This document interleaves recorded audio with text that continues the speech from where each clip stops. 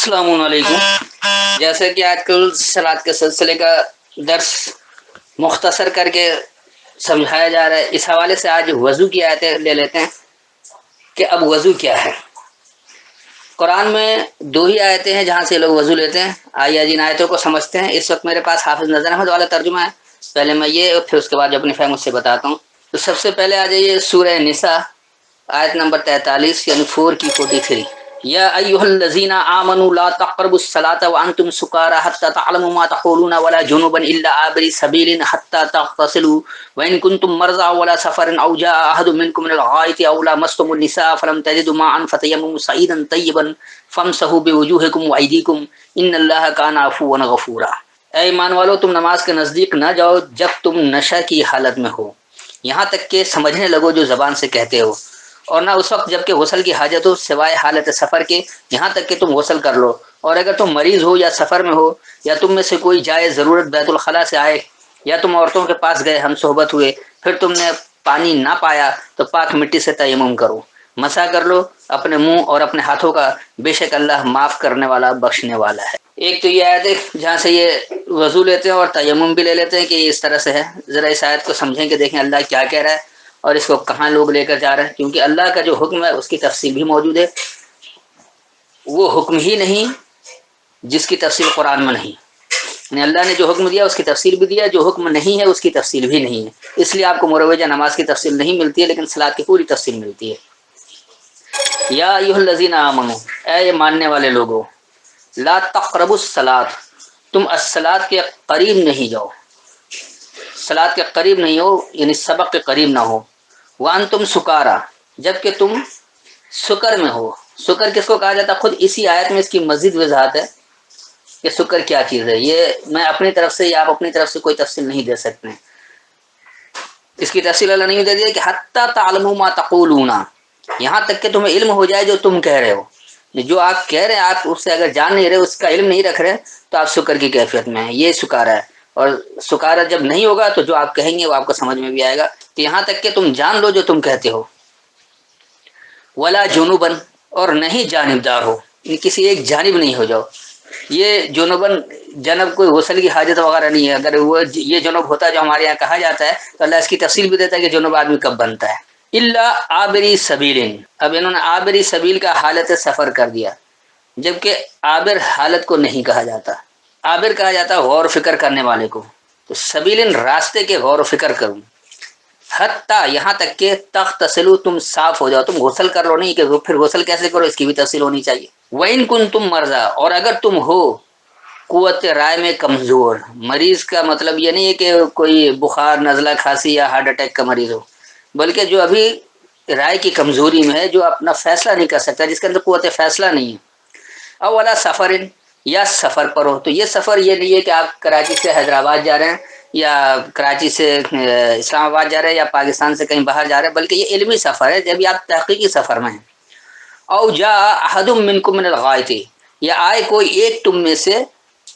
غائط کہا جاتا ہے گہرائی، غوطہ خوری اسی سے نکلا ہے، یہ کوئی جائز ضرورت نہیں ہے کہ انہوں نے یہ بنا دیا کہ آپ بیت الخلاء سے نکلیں تو کر لیں۔ تو یہ غوطہ لگانا یعنی انتہائی گہرائی میں تہ تک پہنچنا، جب آپ کسی بات کی تہ تک پہنچنا چاہتے ہیں، گہرائی سے غور و خوض کرتے ہیں، اس کو غائط کہا جاتا ہے۔ اولا مستم النساء، یا تم عورتوں کے پاس گئے۔ اب انہوں نے ایک جگہ تو مس کو چھونا کہہ دیا کہ قرآن کو بغیر وضو کے چھو نہیں،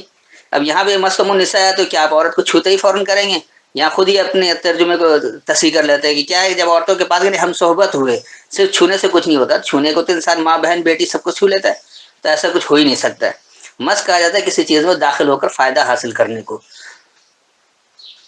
تو یہ ہے یا تم نے کمزوروں میں داخل ہو کر فائدہ حاصل کیا ہو،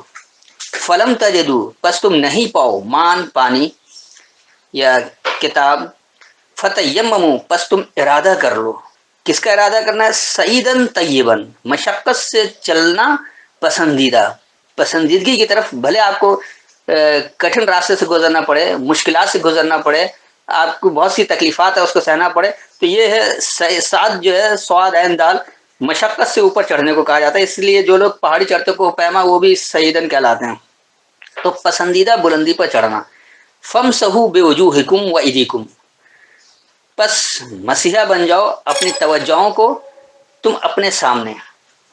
ان اللہ بے شک اللہ کانا ہے عفواً غفورا، یہ مرکب توصیفی ہے، حفاظت سے عافیت دینے والا، یہ معافی اور معاف کرنے والا اور بخشنے والا نہیں ہے، بلکہ عافیت دینے والا، حفاظت سے عافیت دینے والا۔ میں اس کا ایک بار رواں ترجمہ کر دوں تاکہ بات کو آپ اچھی طرح سے سمجھ جائیں۔ اے ماننے والے لوگوں، تم سبق کے قریب نہیں رہو، یعنی جب کہ تم سکارا میں ہو، یہاں تک کہ تم جو کہتے ہو اسے تم جان لو،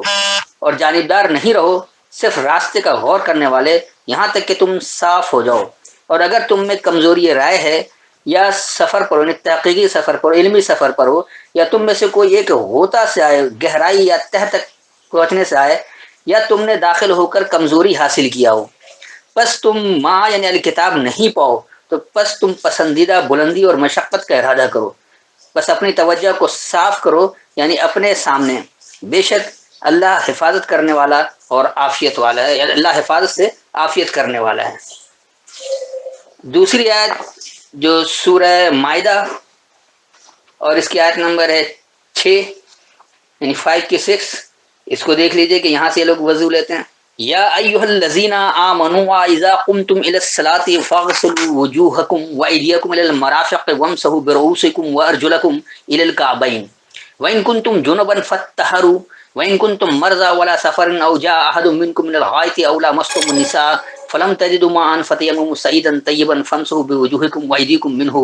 ما يريد الله ليجعل عليكم من حرج ولكن يريد ليطهركم وليتم نعمته عليكم لعلكم تشكرون۔ جو ان کا ترجمہ ہے، ایمان والو جب تم نماز کے لیے اٹھو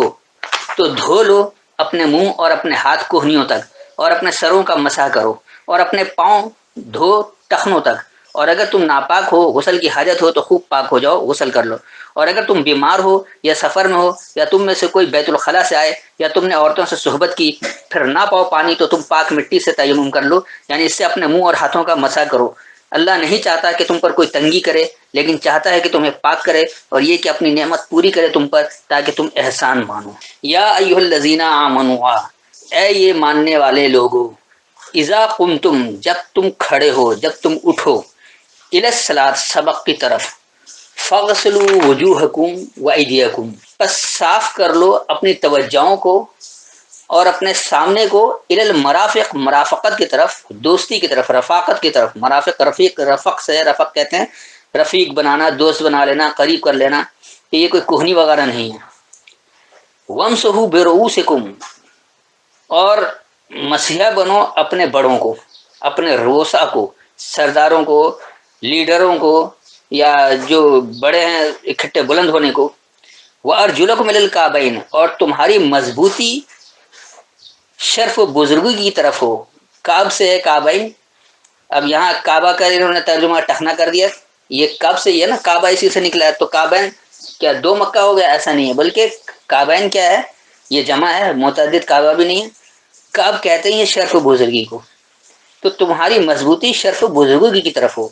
وَإِن كُنتُمْ اور اگر تم ہو جنوباً کسی ایک جانب، فَطَّہَرُوا پس تطہیر کر لو، پس اپنے آپ کو صاف کر لو، یعنی آپ نے پہلے سے کوئی ذہن میں خاکہ بنا رکھا ہے کہ ہمیں یہ والا چاہیے، مثلا نماز پڑھنا ہے تو ہمیں اہل حدیث والا چاہیے، ہمیں سنی والا چاہیے، ہمیں شیعہ والا چاہیے، یا ہمیں فلاں والا چاہیے، تو آپ پہلے سے کچھ بنا کر نہ رکھیں۔ اگر آپ کسی ایک جانب ہیں تو پہلے اس کی تطہیر کر لیں، آپ غیر جانبدار ہو جائیں، اپنے آپ کو صاف ستھرا کر لیں۔ جس طرح ہمارے یہاں منرل واٹر لوگ پیتے ہیں تو اس کو کیا کرتے ہیں، آب تطہیر اردو میں کہا جاتا ہے، تاکہ وہ پانی صاف ستھرا، یعنی کیڑوں سے، مکوڑوں سے، جراثیم سے پاک ہو جائے۔ تو اسی طرح اللہ آپ کو ذہنی طور پر صاف رہنے کو کہہ رہا ہے کہ اگر تم کسی جانب ہو تو اپنی تطہیر کر لو، اپنے آپ کو صاف کر لو، غیر جانبدار کر لو۔ وَإِن كُنتُم مَرْضَىٰ اور اگر تم قوت رائے کی کمزوری میں ہو، اولا سفر یا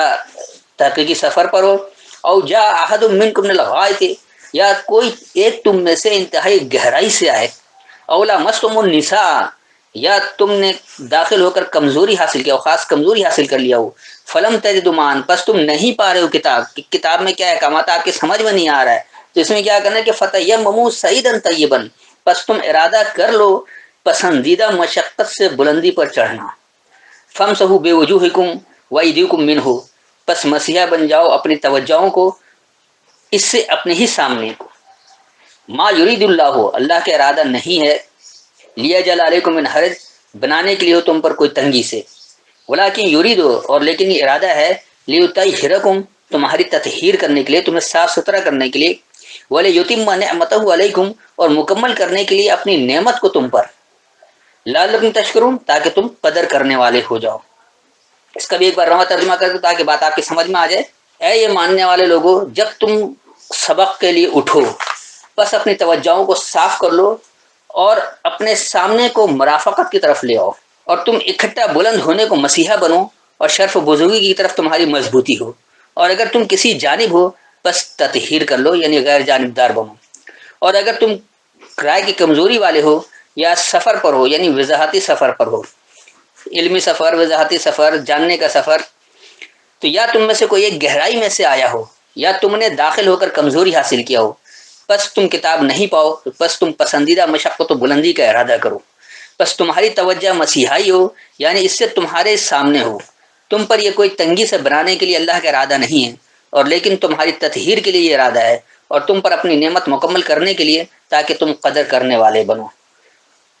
تو یہ میرے خیال میں وضاحت ہو گئی ہوگی کہ یہاں دراصل کسی وہ منہ ہاتھ دھونا یا ٹخنوں تک پیر دھونا یا وہ کوہنیوں تک ہاتھ دھونا یا مسا کرنا، ایسی کوئی بات ہی نہیں ہے۔ اللہ تو آپ کو سمجھا رہا ہے کہ کس طرح آپ قرآن کی آیتوں کو سمجھیں گے، آپ کس طرح اللہ کے احکامات کی پابندی اختیار کریں گے۔ ایسا ہو ہی نہیں سکتا کہ تسلسل کچھ اور چل رہا ہے اور بیچ میں اچانک اللہ کوئی اور بات کر دے۔ اگر آپ اوپر نیچے سے پڑھیں گے، پوری صورت پورا ایک مضمون ہوتا ہے، تو اس میں آپ کو جھول یا گیپ نہیں نظر آئے گا کہ اللہ کو بات کرنے کا ڈھنگ ہی نہیں، کبھی کچھ کرے کبھی کچھ کرے کبھی کچھ کرے، ایک آیت میں وضو، ایک آیت میں کچھ اور، پھر ایک آیت میں کچھ اور، ایسا ہی نہیں۔ ایک تسلسل ہے کہ آپ اللہ کے احکامات کو سمجھیں اور اس کے مطابق عمل کریں۔ اس کے لیے کیا کچھ کرنا ہے وہ اللہ بتا رہے کہ آپ سمجھیں گے کیسے، جب آپ کسی ایک جانب ہو جائیں گے، یعنی اپنے تمام خیالات کو ہٹا کر بالکل غیر جانبدار ہو جائیں گے، تطہیر کر لیں گے اپنی، جب آپ اللہ کی بات کو سمجھ سکتے ہیں۔ اگر آپ نے پہلے سے اپنے ذہن میں کوئی خاکہ بنا رکھا ہے، آپ اپنی تطہیر نہیں کرتے، تو آپ اللہ کے احکامات کو سمجھنے کے قابل نہیں ہو سکتے۔ لیکن جب آپ سمجھیں گے تو پھر ہوگا کیا، آپ گہرائی سے باتوں کو سمجھیں گے بھی، آپ کے اندر جو کمزوری داخل ہے اس سے آپ نجات بھی حاصل کریں گے، اور اگر آپ کو کتاب سے کچھ نہیں بھی سمجھ میں آ رہا تو کم از کم آپ یہ ارادہ تو کریں کہ ہم پسندیدگی کی طرف بھلے مشقت سے چڑھنا ہو چڑھیں گے، آپ اس کے لیے کوششیں کریں، تو پھر آپ اپنی توجہ کو مسیحا بن جائیں گے، اور آپ کے سامنے اس کا رزلٹ بھی آ جائے گا، کیونکہ اللہ آپ کے اوپر کوئی سختی نہیں چاہتا ہے، کوئی تنگی نہیں چاہتا ہے۔ اللہ کیا چاہتا ہے کہ آپ اپنی تطہیر کر لیں، اور جو اللہ نے تمہیں نعمت دی ہے، یعنی نعمت اللہ اپنی کتاب کو ہی کہتا ہے کہ یہ ایک اتنی بڑی نعمت ہے کہ اس کے مطابق آپ عمل کریں تو آپ امن سکون میں آ جائیں گے، آپ لا خوف علیہم ولا هم يحزنون والی کیفیت میں آ جائیں گے، آپ کو کوئی خوف اور حزن نہیں ہوگا۔ اور اس کے لیے آنے کے لیے کیا ہوگا کہ جب آپ اللہ کی کتاب کو سمجھیں گے اور اس کی آپ قدر کریں گے، لعلکم تشکرون ہوں گے، تاکہ آپ اس کے قدر کرنے والے ہو جائیں۔ جب آپ اس کی قدر کریں گے، احکامات کو سمجھیں گے، اس پر عمل کریں گے، جب جا کر یہ باتیں کلیئر ہوں گی۔ اگر آپ نہیں سمجھتے، اپنی تطہیر نہیں کرتے، تو آپ کچھ بھی نہیں کر سکتے۔ تو یہ روایتی وضو کا کہیں یا تیمم کا کوئی ذکر نہیں ہے۔ اللہ کے احکامات کو سمجھنے کے لیے اللہ کے کلام کو غیر اللہ کے کلام کی شرک کے بغیر سمجھیں، جب آپ اللہ کے احکامات تک پہنچ سکتے ہیں اور اس کے نتائج حاصل کر سکتے ہیں۔ میرے خیال میں اتنی وضاحت کافی ہے، پھر بھی کوئی سوال ہو تو بعد میں کر سکتے ہیں۔ السلام علیکم۔